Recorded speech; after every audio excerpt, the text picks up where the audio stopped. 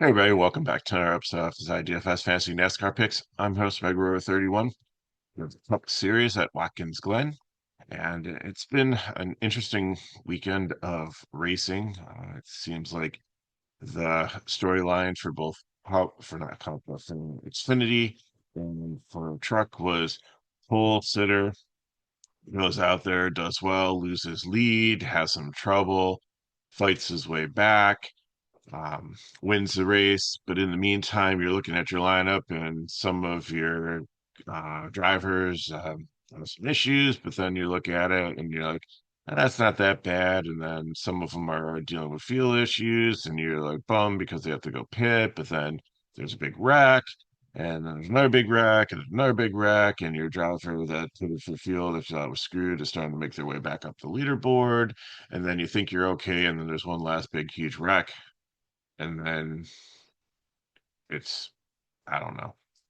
Uh, Truck wasn't bad for me. Xfinity was okay, but it's just like so frustrating because like some of the good plays that like should have made sense got taken out, and like if you watch the end of the Xfinity race was completely heartbreaking.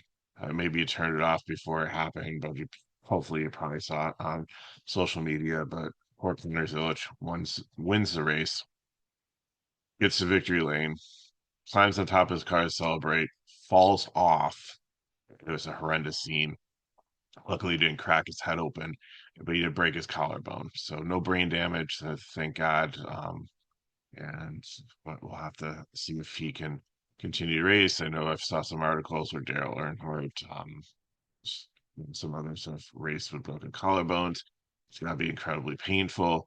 At least they have a week off, and then the next race is Daytona, which is a super speedway. It's not that I'm sure any race is demanding with like your hands on the steering wheel and stuff, but I think super speedway is probably the best case scenario without having to make, especially the road course, making like so many sharp like right and left turns. Um, but we'll see what happens there. But just so sad. Um, I mean, it's a obviously it's a high risk sport anyways, but for someone to get injured in such a bizarre freak accident like that in a celebration is like I always like when like Edward used to do like a backflip off his car and stuff. Like it's just if he doesn't land that and like breaks his leg or tears an ACL or something, but you know what? They're these are adrenaline junkies and like high risk anyways in the sport that they're in. So it just things happen. So Zilich is not in the race. I don't know how scoring is going to work here. Uh, DraftKings usually goes what the official NASCAR scoring is as of this time that I'm recording this. He is still scored as 25th, even though they withdrew the car. You might see like Austin Dillon move up to 25th, Kyle Larson move up to 26th. And only like Josh Bilicki start 39th. That's not going to affect things too much. I'm not going to rerun projections or anything. It's not going to be a huge factor in anything, but I just wanted you to be aware of that. So, uh, let's start at the top. So, Ryan Blaney.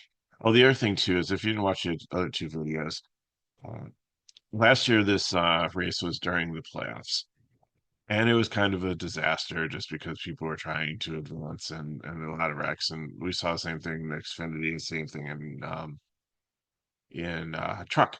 But what they tried to do was to make it a little bit better, and I think the bus stop is where most of the crashes are occurring. Turn one was used to be like a calamity corner there where they'd restart and they'd all try to get into there, but they pushed the restart back to like earlier. So and it's worked pretty well with Truckee and with Xfinity. You gave them enough room before they got to turn one to kind of fan out and spread out so it wasn't that like huge log jam going into the corner, and I think that made the racing a little bit better. So we'll have to see how that plays out today. But this is a road course where you have some high speeds at some points. It's a very skilled one. It's one like this and Snow are definitely my favorites because being as old as I am and watching NASCAR for years, like there's only ever two road courses. You only had Sonoma and Watkins Glen. You didn't have like all these street races and all these other road courses. COVID kind of brought that on because they had no place to race, but the road courses worked out well for them. And drivers some of them used to hate it. So like if you look at my coloring there, the blue are the ones that are really good at road courses, proficient. Shane Van Gisbergen should have the brown. The brown ones were like kind of the ringers. There used to be guys that were brought in just specifically to run road courses, and that was their specialty. And now there's like kind of four in the field. There's not, I wouldn't call Leggy. She was a European driver that drove a lot on road courses. I wouldn't call her a ringer because she's raced like almost everywhere else throughout the three series this season. But back in the day, it used to be like Boris said, used to be one of the big ones that used to come on. AJ Allmendinger used to be kind of a ringer before he became like a full-time driver. So you have some that are really good, and back in the day, there used to be only a handful of them, and everybody else would be like survive in advance. Let's just go through the motions here and get this over with and get on to next week, or we're back on intermediate or an oval track. So Blaney got the pole, but I'm gonna have Blaney as a fade. Blaney has not been the best on road courses, even though Mexico and Coda and those are the three. I know we've run four road courses. I know we had the street race, but that's a flat race. So I don't feel that it is comparable to maybe a secondary comparison. I don't feel it's a primary comparison. Sonoma is always my primary comparison to Watkins Glen. And then the Mexico Street Race and Coda, I think, are similar enough to consider in the data here. So one bad race, I'm not going to write them off. So like, but still, you're talking about like a top 15 driver here, not like a top five driver, where if somebody's starting on the pole, you really need him to be. He's got the most dominant driver starting next to him, is probably going to get out ahead of him. So I don't think Blaney really has a great shot to go out and lead early, which he can, but like we really don't need dominators here unless it's like somebody like that's high price that needs those little extra points to try to get close to paying off their point per dollar, which Van Gisbergen is going to need to because his price is astronomically high for Cup. Like if you watch the Xfinity video, I talked about the pricing for some of these studs when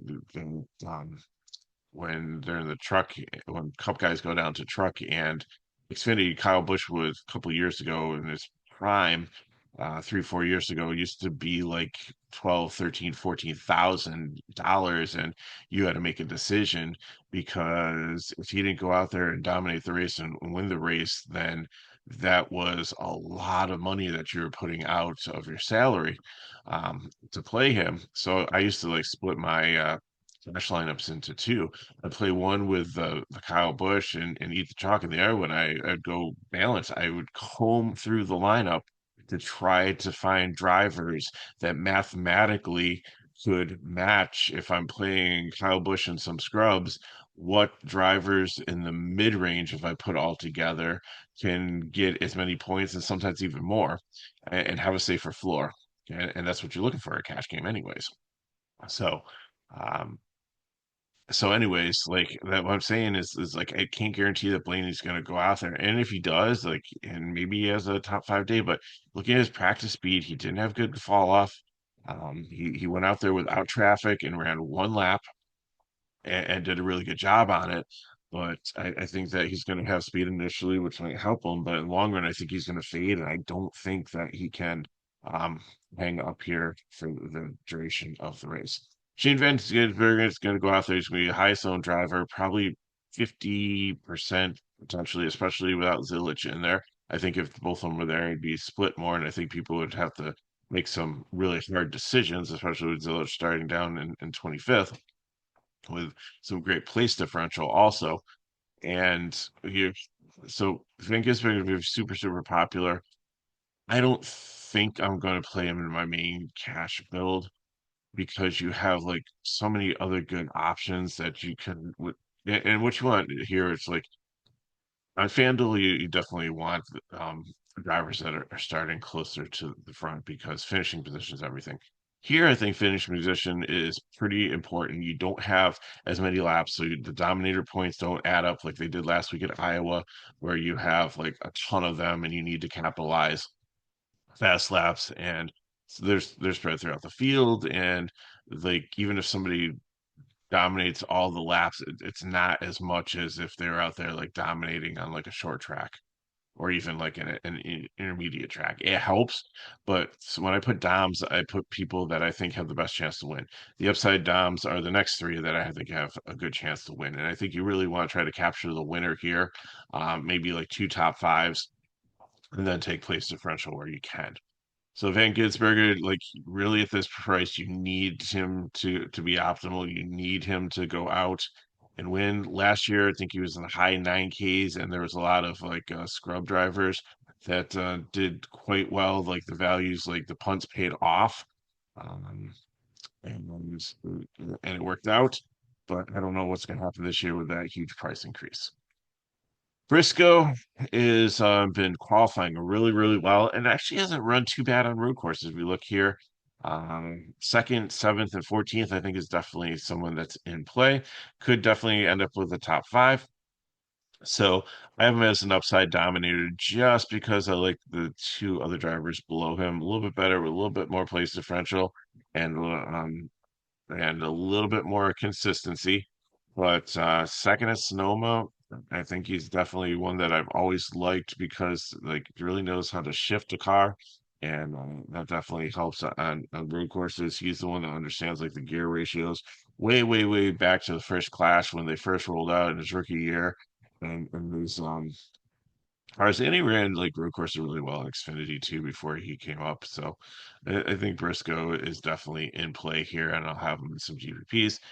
Chastain, I think is a little bit more risky here, and I think of a little more lower ownership, just because again, if you look at the numbers, maybe if you throw out like the bad race at Sonoma, you're talking about a top 13th, 14th place driver on average with Mexico and Coda, and he had some speed in practice. The track house has always looked pretty good on this course. They probably have like they would have had the top five, three of the top five potential drivers here if Zilich was in. So Chastain, you can't write him off. I think that the team understands road course and do really well. I just looking at the results there, I think it's more of a GPP for me. Kyle Busch is going to be my 100K guy up here. Check out the 37th in Mexico with issues. Top 10 in the other two ones that compare. The price point is always nice here at 77. And he was doing really well in the truck series until the Spire truck was just absolute garbage and let him down. Must be such a disappointment where he had such elite trucks when he owned the teams and then sold them off to Spire and still goes back and drives five races. But the equipment that they give him is just not what he used to have, and it's not reliable, and it's really kind of given Spire a bad name in the truck series.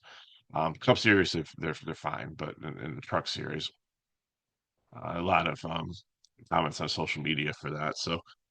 But I think Kyle, this is like a chance for him to win, and I do worry a little bit. The four that have yellow on there are ones that are in contention still for the playoffs, but there's still Daytona, which is a wild card um that they might need to play it safe there. So here they might try for stage points or try and get the win. But I think if Kyle Busch is that close, that he's going to try for the win here.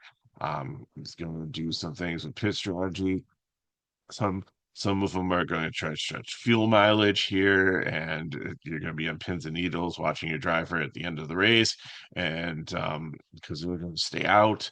Some of them are going to pit after stage one. They're going to try to do it in two to three to keep track position, and four-go tires, and hope that doesn't help them. But fresher tires do.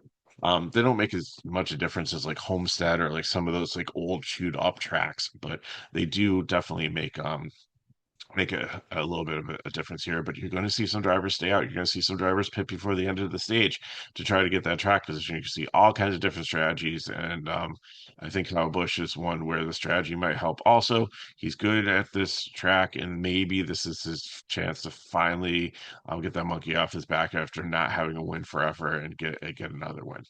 McDowell has been super good at road courses through his history. Uh, he ran in the Truck Series, was it, or Xfinity? One of the races. Did well. And just knows how to drive in these courses, fourth, fifth, 11th.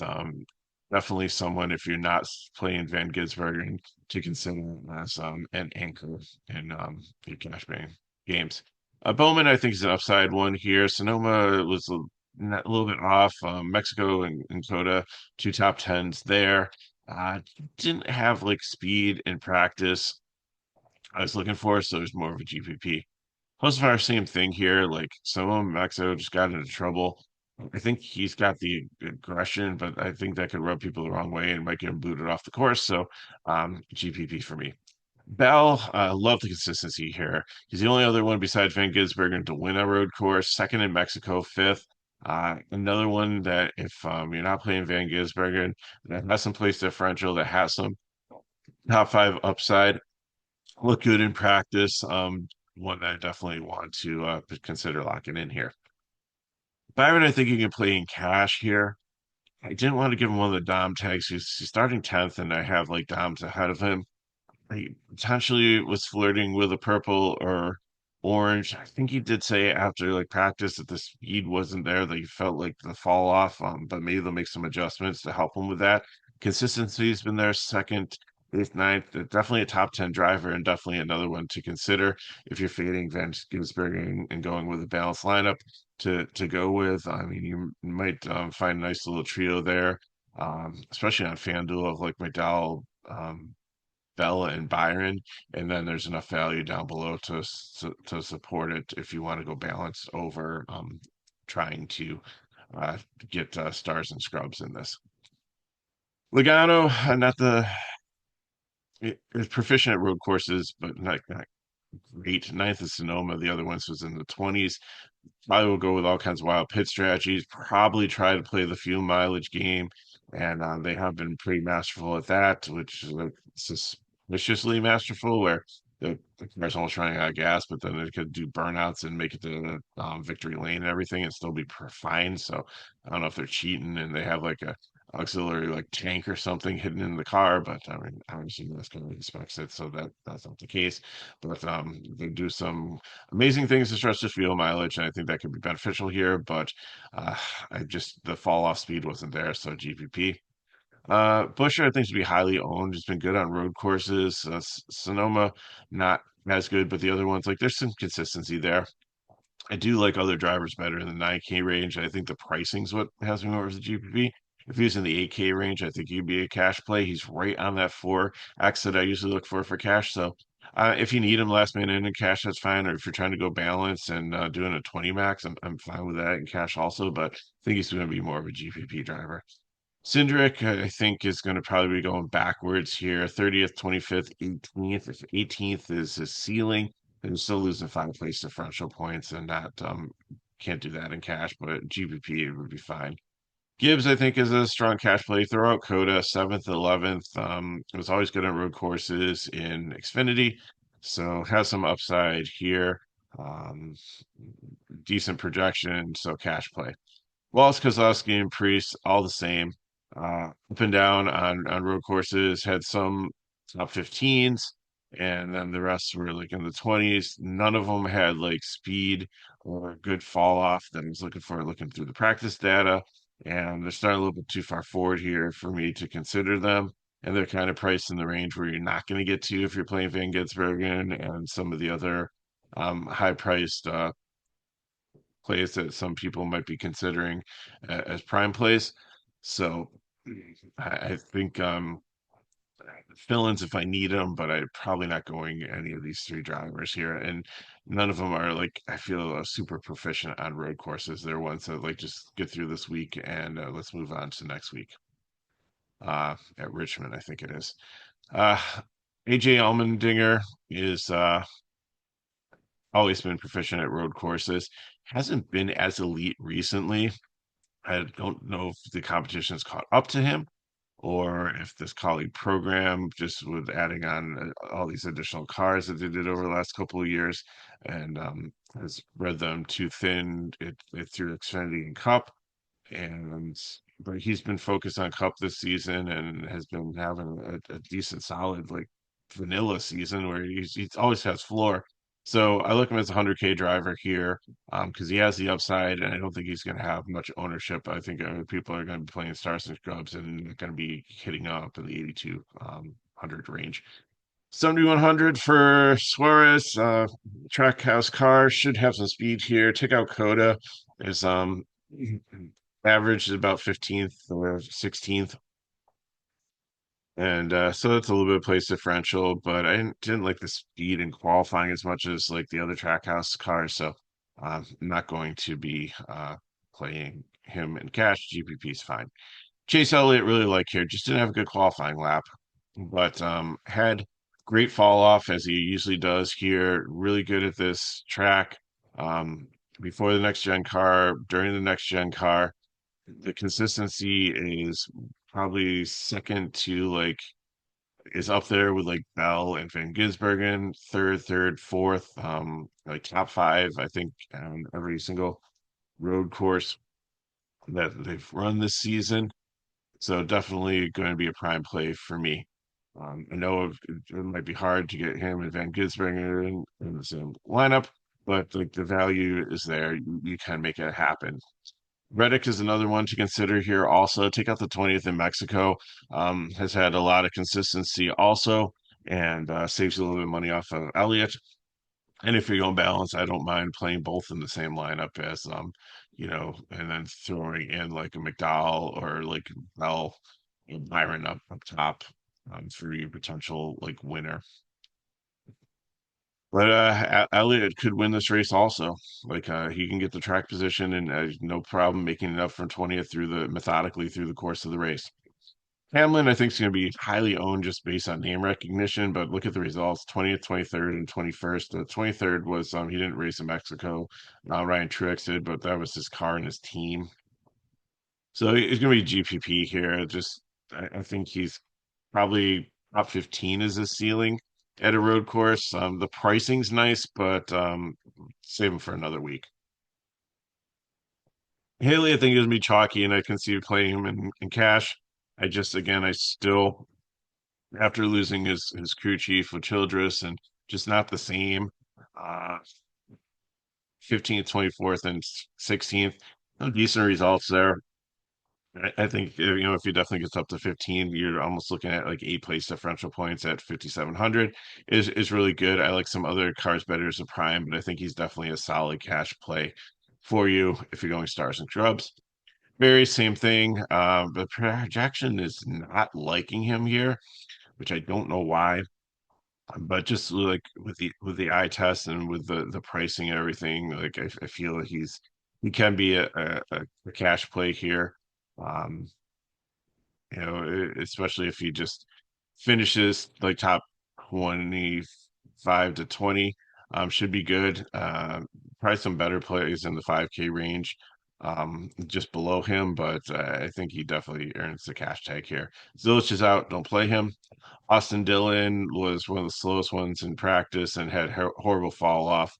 I know he projects well here. I mean, I almost feel like I should like switch like Barry and Dillon's projections because I think that's appropriate. I don't think they got mixed up, but what Austin Dillon is projecting for looks like what Barry should, and what Barry is projecting for looks like what Austin Dillon should.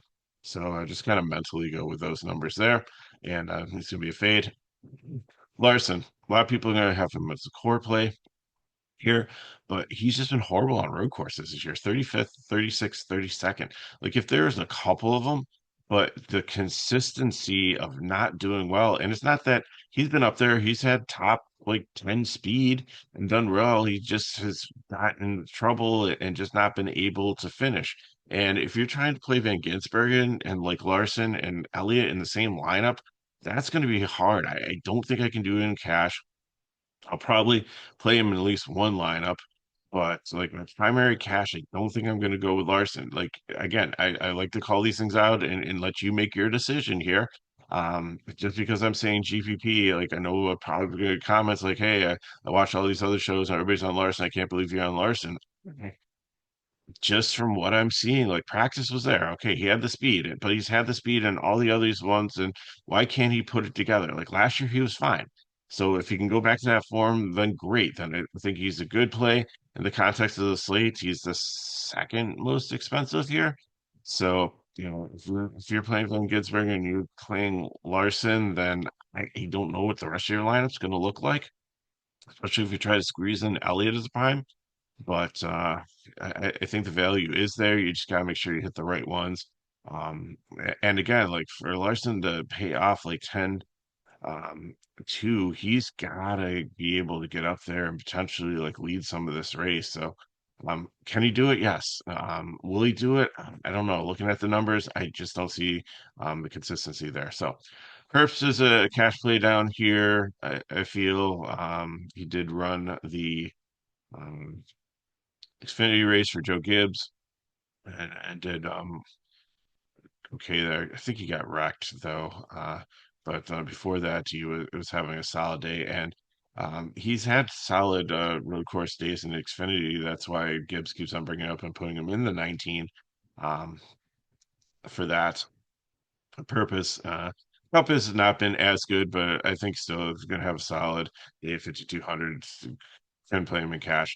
Jones, Legacy has had some speed, but just hasn't had the fall off. He's like 29th, 27th. Like if 17th is the floor, that's great. Or is the ceiling, that's great. That's 13 place differential points. But I, I don't know. GPP for me, he's not been a great road course driver. John Nemechek has been hit or miss on road courses also. Had a really good strategy and paid off in Mexico, but the other ones he's been just kind of 20th place driver. So I think you can play him in cash. I like him better than Jones from the same team, just from what I've seen and like with practice speeds. So I think he's okay with cash. Cole Custer put the prime here again, 23rd, 23rd. Been a top 25 car. That's at least 7 place differential points here. 5,300. Sign me up for that. Ty Dillon, the 17th at Sonoma was okay, but his practice almost looked as bad as his Austin Dillon. So GPP for me, I can't really. People might look at the 17th at Sonoma and get excited about that, but I'm just looking at like some of the other finishes and road courses. He's not super proficient, so no. The next three are really good here. Stenhouse is starting to get better on road courses. He's almost got his blue stripe here, even though like he's got 33rd and a 27th. I think you can play him in cash. Zane Smith has not had the results, but like the speed's in there and the consistency, and you're only paying 56 for him. And Gregson has always been aggressive, was really good on road courses. I don't think the data is as complete down here. Um, on all these ones, but like if you're punting, if you're trying to get, I think you might need to go here, but I wouldn't go in this next range. Like Cody Ware is going to be a fade. Leggy, I think if you're playing 100K or if I think you're trying to get everybody in there, you can punt with her, but it's going to be more of a GPP than a cash play. He can't play her in cash, but she has been improving and she's been a road course driver in Europe and understands it. And they wouldn't put her in a cup car. I don't know how the live fast car is going to be, but she has gotten almost to the top 30. So we're talking about 7 place differential points. She's not finishing dead last anymore here. She's not a human caution flag. So I think there's some upside. That's why she's got the 100 canner. And then Yaley and Blicky, like Blicky teaches people to run on road courses. Like neither one have run on road courses that I've seen this year in Cup. They've done Xfinity and other ones. I don't trust like the cars. Like the brakes might give out, the brake and axle. Even though these cars are supposed to have parity and everything be the same, they're not.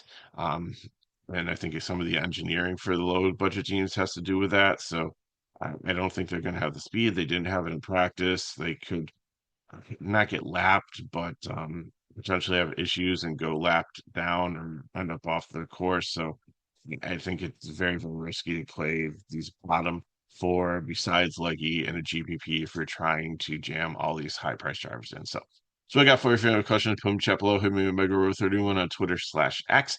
If you go to the description of the video, you can get to the link for the FSI website. They join the Discord there. There's a free room called NASCAR Pool. It's cool to see some of you joining it yesterday.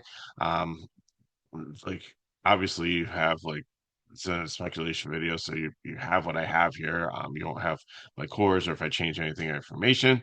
That's for our paid subscribers, but which is really cheap. It's $5 a weekend, and if you buy it like Sunday afternoon, it's going to carry you through like for the week. It's going like the $5 will carry you through next Friday and Saturday for races there. Next week, Cup is on Saturday, so I believe it's Richmond. I believe the truck race is on Friday night, and then there's a Saturday night Cup race. So I'll be doing the video Friday night or Saturday morning next week. So if the videos help us back, like, subscribe, channel, share with friends. Hope you have an amazing weekend. Good luck in your contests, and I will see you next week.